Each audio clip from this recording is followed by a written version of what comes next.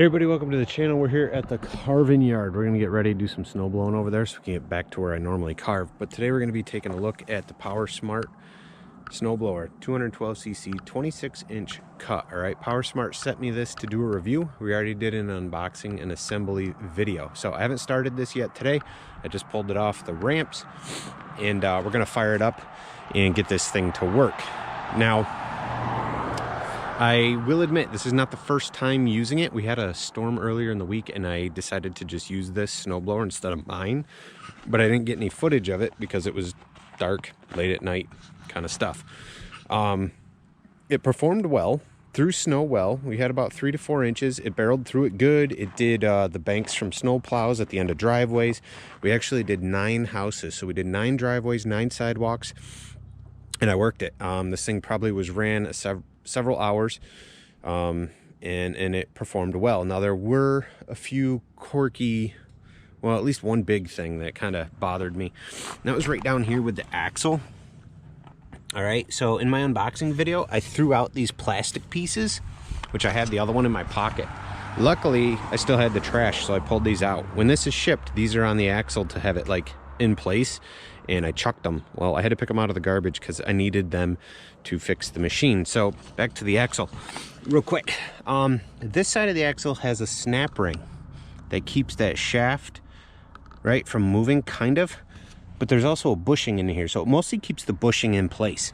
Now there should be another snap ring on this side holding this bushing in place, but there is not. So what happens is that bushing works out down the axle, down the shaft, and the axle drops onto the body of the machine, and it clunks and clanks, and when you go to push it, there's a lot of resistance.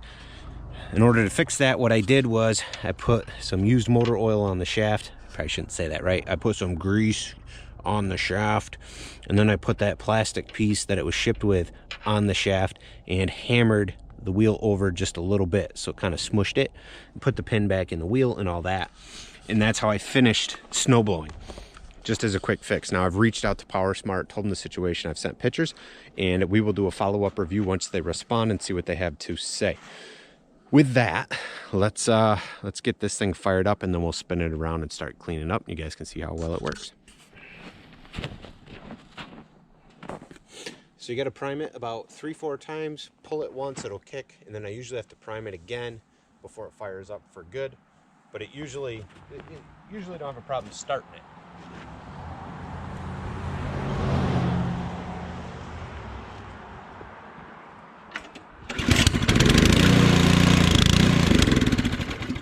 So there's the first stall. That was 3 primes. Now I usually do 5.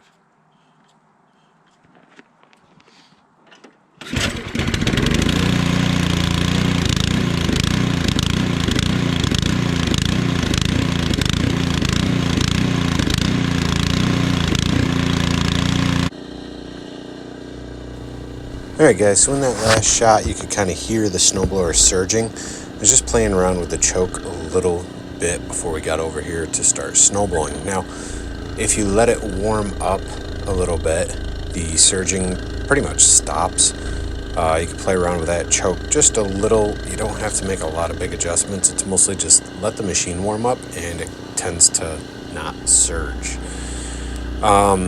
This machine is really lightweight. I know here we're putting it in reverse, but I find it faster to just let go of the gas or the lever right there on the right and pull it back manually. It's a lot quicker than the actual reverse. Reverse 1 and reverse 2 seem to be about the same speed. They're just slow. I want to get things done, so I find it quicker to just pull it back myself. Now, compared to the errands that I have, this machine is super light. It really is. It's super light compared to my big errands. So that's kind of nice. I like that the chute is plastic. I don't seem to have as many jams and things clogging up. And the fact that the chute clicks when you turn it, it seems to stay in place when you're throwing snow. Now, I don't really have a good shot anywhere in this video of the distance that it throws the snow, but it throws pretty good. It really does. It throws a pretty decent distance. I think if you had a driveway that's, you know, definitely 1 car wide, it'll throw it all the way to one side. 2 cars wide, it'll just about do that, unless it's very slushy or extremely heavy snow. If you got that snow that's, between powder and packiness, it throws that really, really well. Now, this snow isn't just straight powder, but it's not super packy and hard, and it goes through it pretty good. We're looking at about 4 inches here or so. The machine seems to perform great.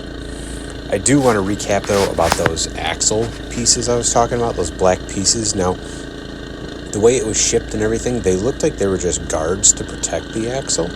And when I went through the manual, I did not see anywhere or any directions that said to put those on or leave those on the axles and attach the tires. And I bring this up again because in my original assembly video, I had a comment from somebody who said they've assembled, dozens of snowblowers and those belong on the axles. After they said that, I had already made the change and put those on. I said, geez, he's right. They really do. That's what keeps your bushings in place on this snowblower.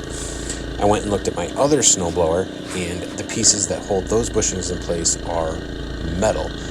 And the rim for the tire actually extends over almost to the body so that it can hold those bushings in place. So in this case, they use plastic. On the other snowblower I have, it's, the metal rim is what keeps that bushing in place for the axle. Now, a lot of the ground here is rough. I'm not doing anything paved. There's still some leaves, sticks, rocks, all that kind of stuff. This is just where I carve. It was just kind of an untouched spot since the storm. So I wanted to go and hit it. I know it's not super glamorous footage, but this is real time. I'm just walking. I think we got on like a 3 or a 4 speed. Just taking my time and kind of just going. So if I do hit something, I can kind of stop, pull it back quick, and pick it up or make an adjustment as needed. Again, it throws well. It is a great little machine, guys. I'll have a link to their website down below. You guys can go check them out. I don't know. I really don't mind it. I think it's performed well. Now, since I recorded this video, we have received quite a bit more snow, and we got a nice big storm. With that, I was able to use this machine about 40 times. So I've brought this out and used it 40 times at 14 different locations, clearing snow for customers.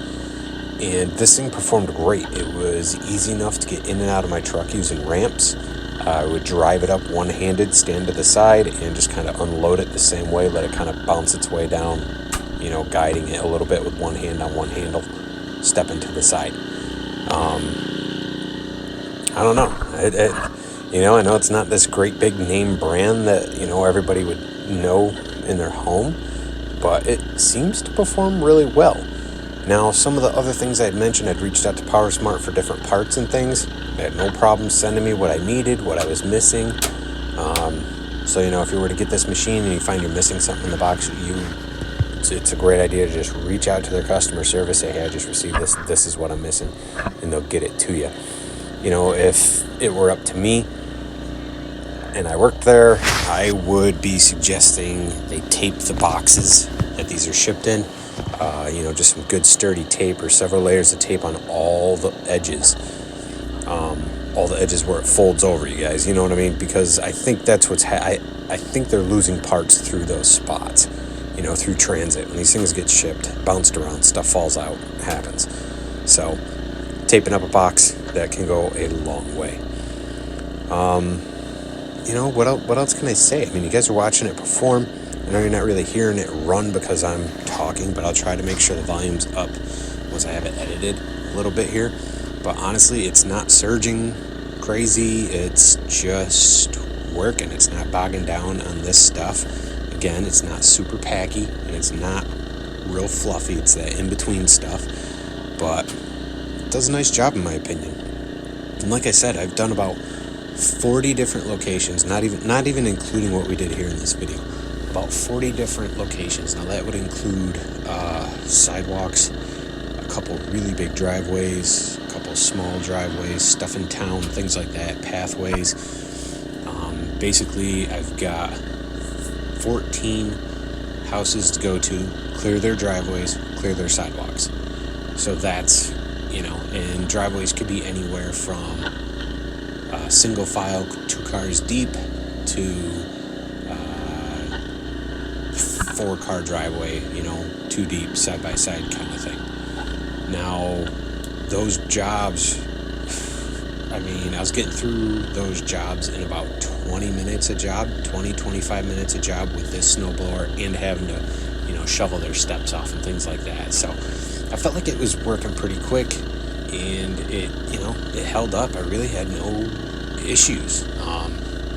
The amount of gas you're able to put into it, I didn't exactly measure. I don't remember what the thing says it holds, but I got through a little over half of those jobs before I checked, and it was getting low, so I just topped it off and finished up, you know, without running out of gas.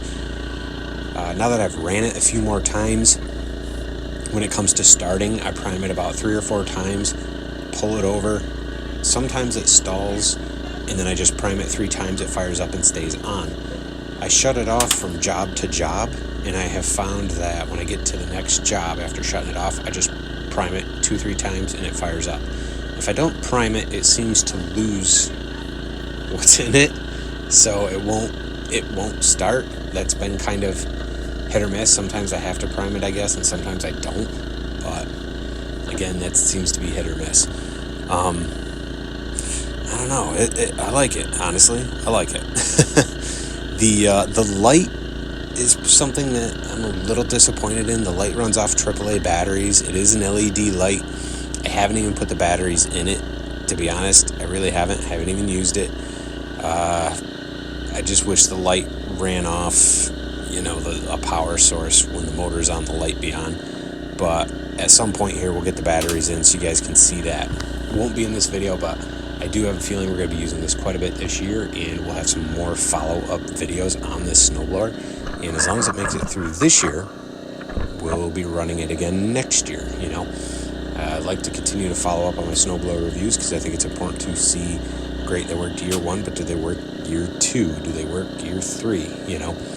So that's what we'll do, and that's how we'll, you know, continue to proceed shooting videos and using this machine. But right now, for what it is, I think it did a great job. I think of its performance has been great, and I've been pretty happy with the machine, to be honest.